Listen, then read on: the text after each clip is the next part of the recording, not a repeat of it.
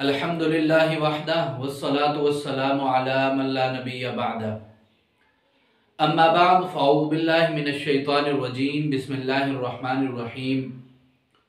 क़ाल ईसा इब्नु मरियम अल्लाहुम्मा रब्बना अंज़िल अलैना माइदतम मिनस समा तकूनु लना ईदन लिअव्वलिना व आखिरिना व आयतम मिनका वरज़ुक़ना व अंत खैरुर राज़िक़ीन। सदक़ल्लाहुल अज़ीम। मेरे इंतहाई वाजिबुत तकरीम मुअज़्ज़ज़ नाज़रीन व सामिईन, अस्सलामु अलैकुम व रहमतुल्लाहि व बरकातुहू।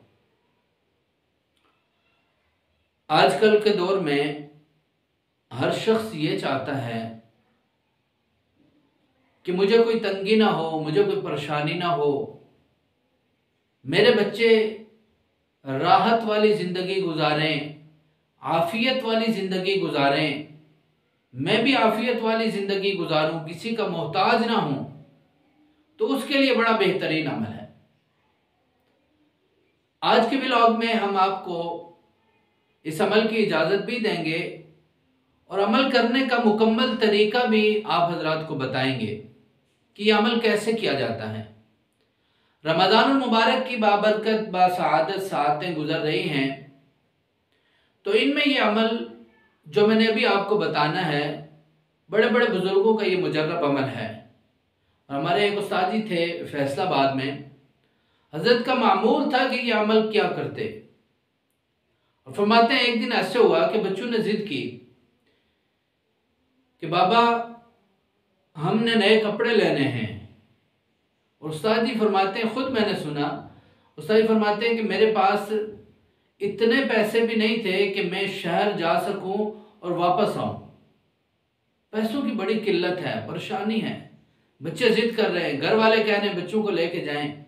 तो बच्चों को लेके उस्ताद जी कहते हैं मैं चला गया, घंटाघर जगह है फैसलाबाद में। उस्ताद जी फरमाया कि मैं वहां चला गया, जो ही जाकर रिक्शे से उतरा, गाड़ी से उतरा, तो मेरा एक शागिर्द मुझे मिला। बड़े अरसे बाद, 8-10 साल के बाद मिला, बड़ी मोहब्बत से मिला, बच्चों से मिला। तो कहा उस्ताद जी आपके बच्चे आज पहली दफ़ा मैं देख रहा हूँ, तो इन बच्चों को मैंने कपड़े लेके देने हैं। उस्ताद जी फरमाते मैंने कहा नहीं ज़रूरत इस चीज़ की, इस तकल्लुफ़ की ज़रूरत नहीं है, हम कपड़े लेने आए हैं, अल्लाह लेके देंगे ले लेंगे। लेकिन उस शागिर्द ने कोई ना मानी, कहा जी नहीं, मैंने आपको आपके बच्चों को कपड़े लेके देने हैं।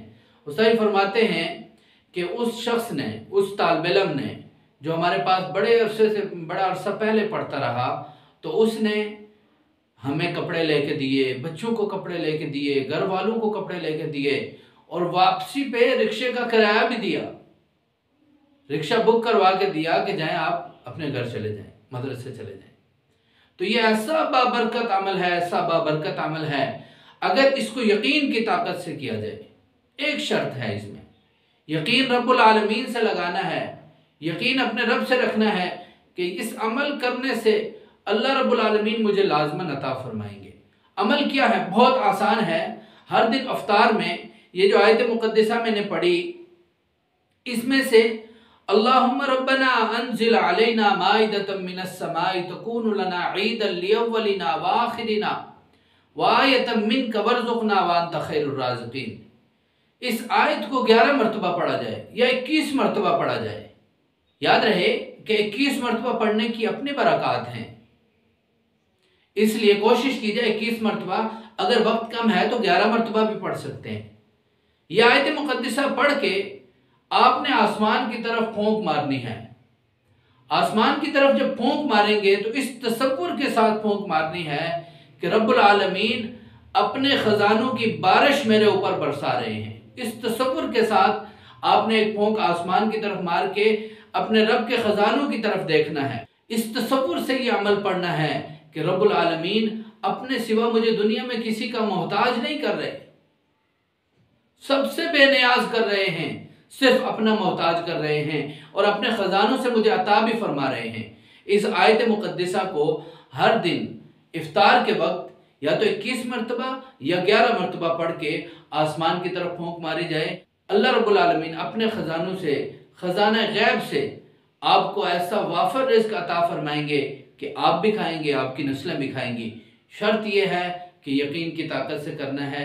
अल्लाह रब्बुल आलमीन से दुआ है कि अल्लाह ताला हमें अपने सिवा दुनिया आखिरत में किसी का मोहताज ना बनाए।